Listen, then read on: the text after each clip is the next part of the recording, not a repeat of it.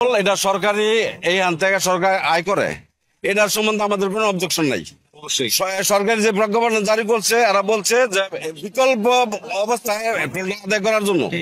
এইখানে টোলটা থাকার কারণে আমাদের কলেজের ছাত্র গাড়ি আটকা থাকে, ছাত্রছাত্রীরা কলেজ যাইতে পারে না। আমরা তো ভুক্তভোগী আছি ওই রাস্তাঘাটের কি অবস্থা।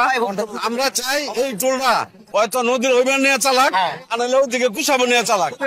এইখানে আমাদের টোলটা যাতে না থাকে, বন্ধ করে দেবেন। এই জায়গায় অনেক দুর্ভোগ হয় তার এই টোলের জন্য তার আমাদের অনেক জ্যাম, যানজট, অনেক দুর্ভোগ আমাদের সাফার করতে হয়। আমাদের অভিযোগ দিব যে অবৈধ কিনা সেটা আমাদের যাচাই করার জন্য, শোনার জন্যই আমরা এসেছি। কিন্তু অলরেডি রাস্তা বন্ধ করে জ্যাম দুই পাশে ক্রিয়েট করে দিয়েছি।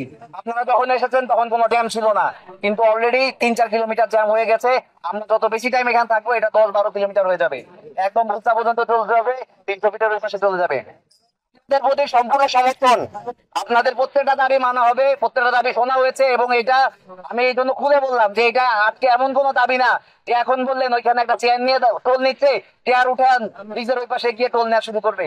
এটা একটা স্থাপনা, টোল প্লাজা আরেকটা স্ট্যাবলিশ করতে হবে, এটা জন্য টাইম দিতে হবে।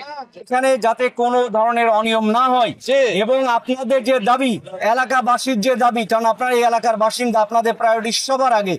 আপনাদের এই দাবিটা আজকে আমরা অর্থ মন্ত্রণালয় এবং সেতু মন্ত্রণালয় দুই জায়গায় সন্ধ্যার মধ্যে আমরা পৌঁছাবো। ঠিক আছে, এই সময়টুকু আমাদেরকে দিতে হবে, আপনাদেরকে সহযোগিতা করতে হবে। আমরা আপনাদের বন্ধু, আপনাদের সহকর্মী, আপনাদের সাহায্য করার জন্য আমরা এখানে এসেছি। সুতরাং আপনাদের সহযোগিতা আমাদের প্রয়োজন।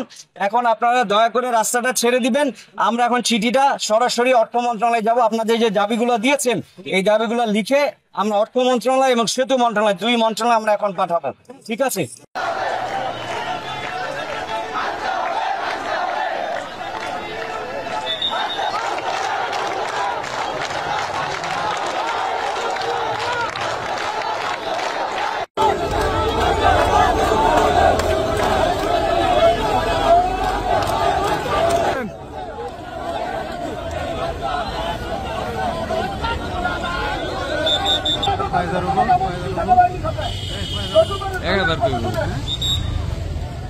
গাফালতির কারণে এখানে অনেক জ্যাম হয় এবং দুই পাশে অনেক 2 ঘন্টা 3 ঘন্টা জ্যামে দাঁড়ায় থাকতে হয়। এই কারণে জনগণের